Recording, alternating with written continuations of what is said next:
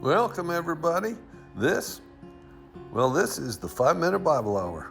Welcome to part 2 of What's the Deal with David and Goliath. Now, in a nutshell, Goliath challenges the Israelites and talk about a showdown of epic proportions. But hold your horses and take a gander at what we covered last week. Now, 1 Samuel 16 boiled down to this.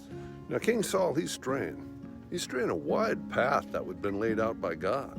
His actions were so opposite of Yahweh's instructions, well, God decided to replace him as king and install a new improved leader on the throne. Enter David. Now picture this. The Philistine army, well, they're ready for war. They've set up camp between Sochem and Azekah. But fear not, for Saul, the valiant leader of the Israel troops, he's got something up his sleeve. He's gathered his soldiers near the magnificent valley of Elah. Now the stage is set. The two armies stand on opposite hills with a vast valley separating them. Suddenly out steps big old Goliath, the Philistine champion. He's from Gath, and he's no ordinary guy. People, this dude is a giant. He stands over 9 feet tall. So that this big bad Philistine dude, Goliath, who's been causing a ruckus for 40 days. He struts out every morning, puffing out his chest and making a whole lot of noise.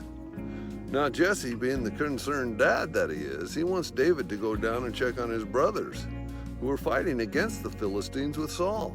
So he hands David some roasted grain, some bread, even 10 cheeses to take to his brothers and their commanders. So Pappy tells David, you go find out how your brothers are doing and you bring back some good news. So early next morning, David leaves the sheep in the care of another shepherd.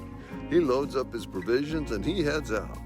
Now he arrives at the camp just as the Israelis and the Philistine armies are getting ready to rumble.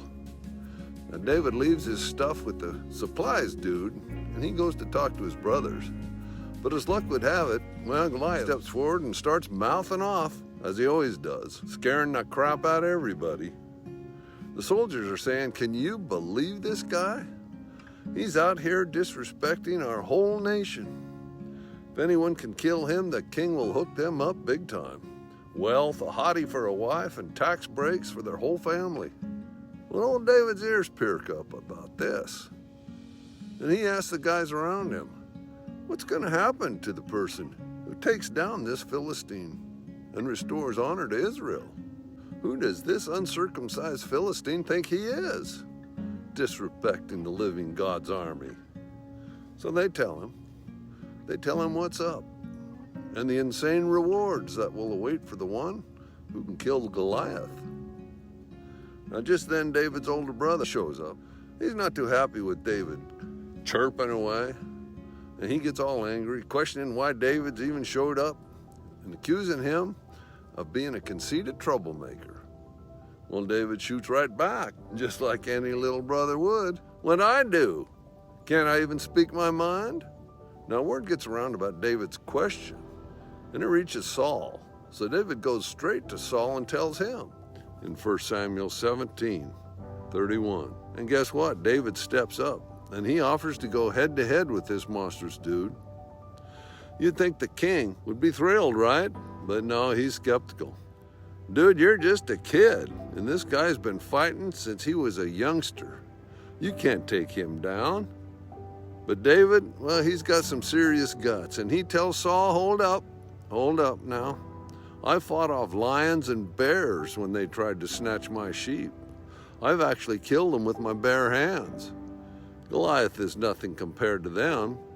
God's got my back. So Saul finally agrees and tries to suit up David in his own personal armor. But you know what? David don't want it. Nah, man, this is not my style. I can't walk around with all this heavy stuff on. So he sticks to what he knows, and he grabs his sling, and he picks up 5 smooth stones from a stream. Now picture this. Here comes this dude Goliath with his trusty sidekick, the shield bearer. And guess what? The G-man keeps getting closer and closer to David, like he's just itching for a showdown.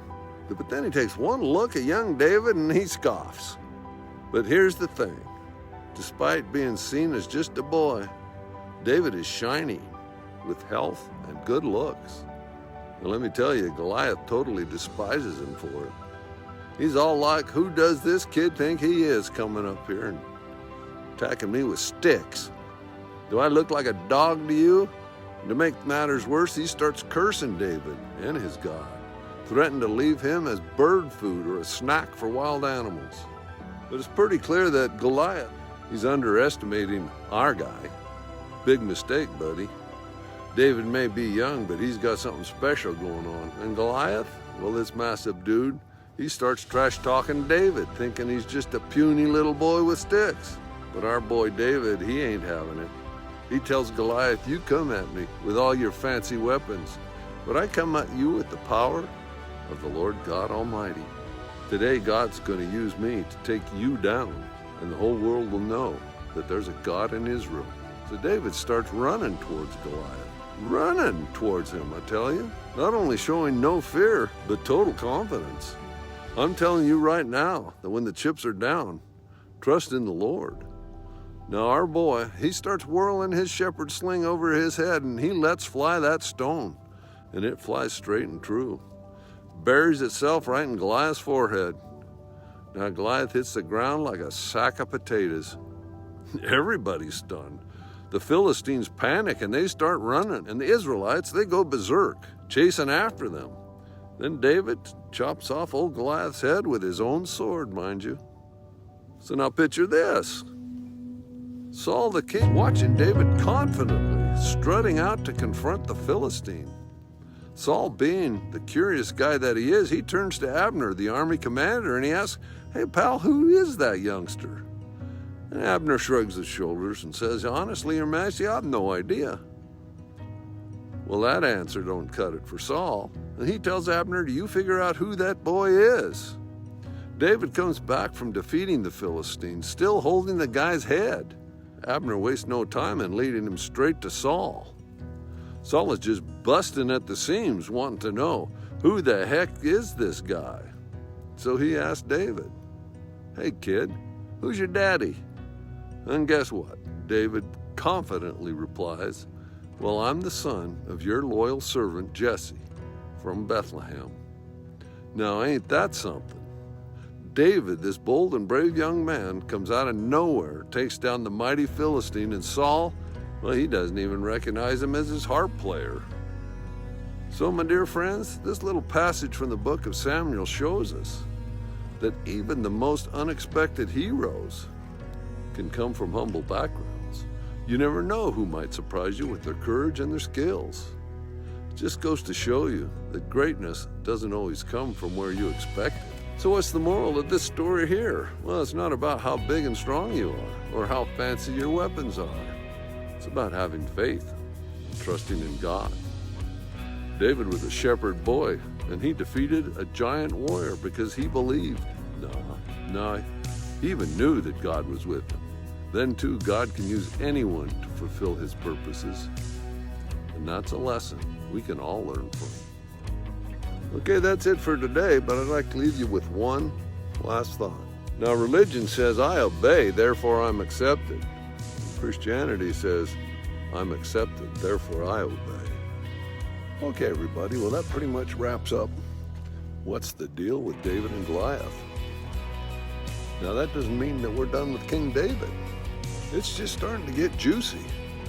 In the next episode, next Wednesday, old King Saul is just going to get wackier and wackier. The wheels are coming off the cart. The guy's certifiable. And David, he has to deal with all of it just to stay alive. So you don't want to miss out. Now, if you would do me a favor, give me a thumbs up down there. And if you want to do your friends and family a favor, share this with them. Let them see what they're missing. Till next week, everybody. God bless you and keep you safe.